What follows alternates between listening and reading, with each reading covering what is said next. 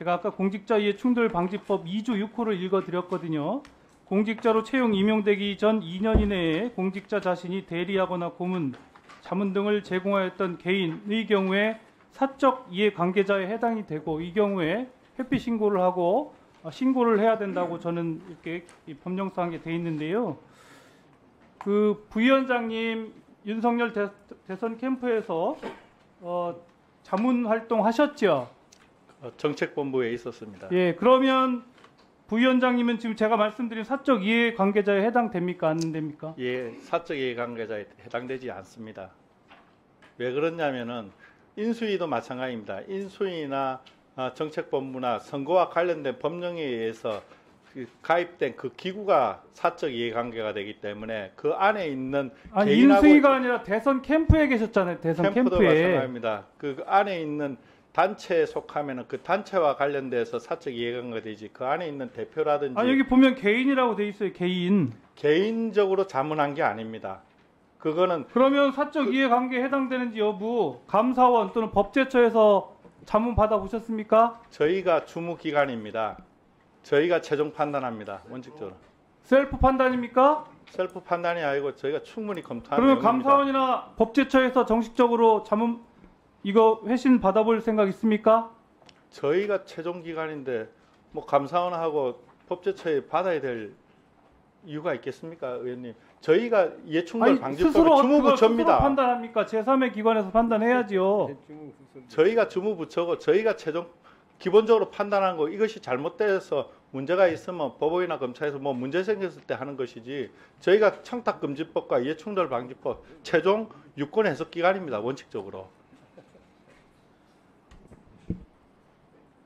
부위원장님, 지금 인사청문회 내내, 아니 지금 운영 업무 보고 내내 지금 자료 제출이라든지 결정 과정 등에 대해서 여러 이유를 대서 비공개를 하시고 계시죠, 지금? 답변을 하고 있지 않거나, 지금이라도 국민의 알 권리, 이런 또 의혹 해소 차원에서 뭐 그동안 있었던 의결 과정, 또 자료 이런 거 제출하실 생각 없으십니까? 저희가 법령의 범위 내에서 드릴 수 있는 자료 다 드린 것으로 알고 있습니다. 그러면 더 나올 자료 이런 거 없습니까? 현재로서는 저희가 충분히 드렸다고 판단하고 있습니다. 근데 우리 의원님들은 그렇게 생각을 안 하시는 것 같아요.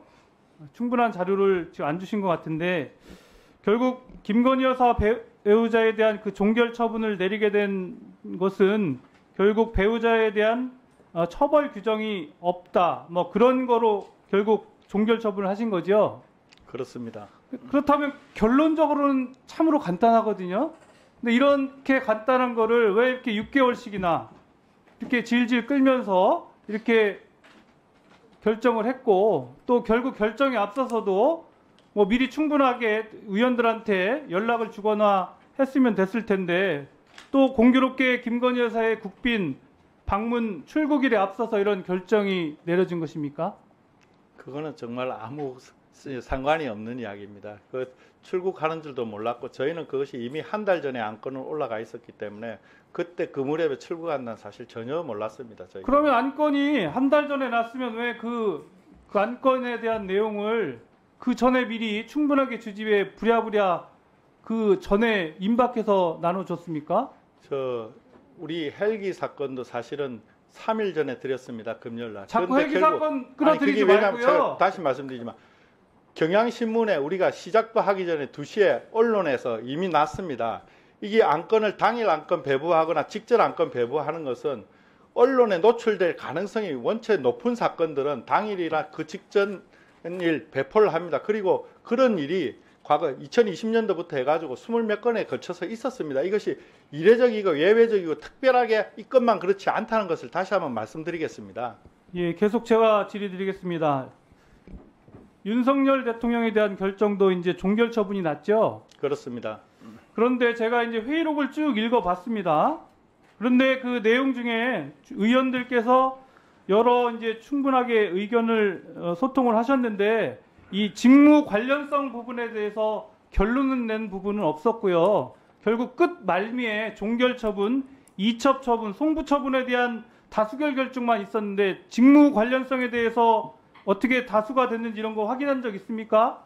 저희 그 마지막에 그 다수 의견을 취합을 해서 원래 그 결정문을 작성한 것입니다. 다수 의견들에 따라서 이 내용에 보면 종결 처분이냐 이첩이냐 송부에 대한 다수 의견만 있지 직무 관련성이 몇 명이고 또 직무 관련성을 부인하는 분이 몇 명이라는 건 안 나오거든요. 그렇습니다. 그 전체 근데 토론을 이게 다수 의견이라는 걸 어떻게 저희가 확인하죠? 직무 관련성이 있다라고 저희 보신 분들이 다수 의견을 내신 분들이 합의해서 그 결정문에 대해서 다 동의를 하셨기 때문에 그 결정문 그게 아니고요. 제가 볼 때는 이미 종결 처분이 다수가 됐고 결국 종결 처분에 따라서 논리 구성을 하다 보니까 직무 관련성이 없다. 그리고 설사 예비적으로 직무 관련성이 있더라도 이것은 외국인이 준 선물로 대통령 기록물에 해당하기 때문에 해당이 되지 않는다. 이렇게 논리 구성한 거 아닙니까? 그런 이야기가 충분히 회의 시간에 논의가 되었습니다. 회의록에 제가 여러 번 읽어봤습니다. 직무 관련성 여부에 대해서 의원들끼리 해당된다 안 된다를 결정한 적이 없어요.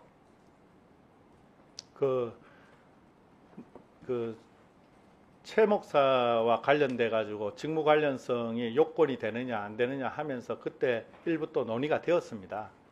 그리고 앞에 의원님 선발적으로 논의가 된 아닙니다. 것이지. 그리고 최초의 그 위원님들 중에서는 이 사건을 어떻게 바라봐야 되는지에 대해서도 충분히 말씀하신 분이 있습니다.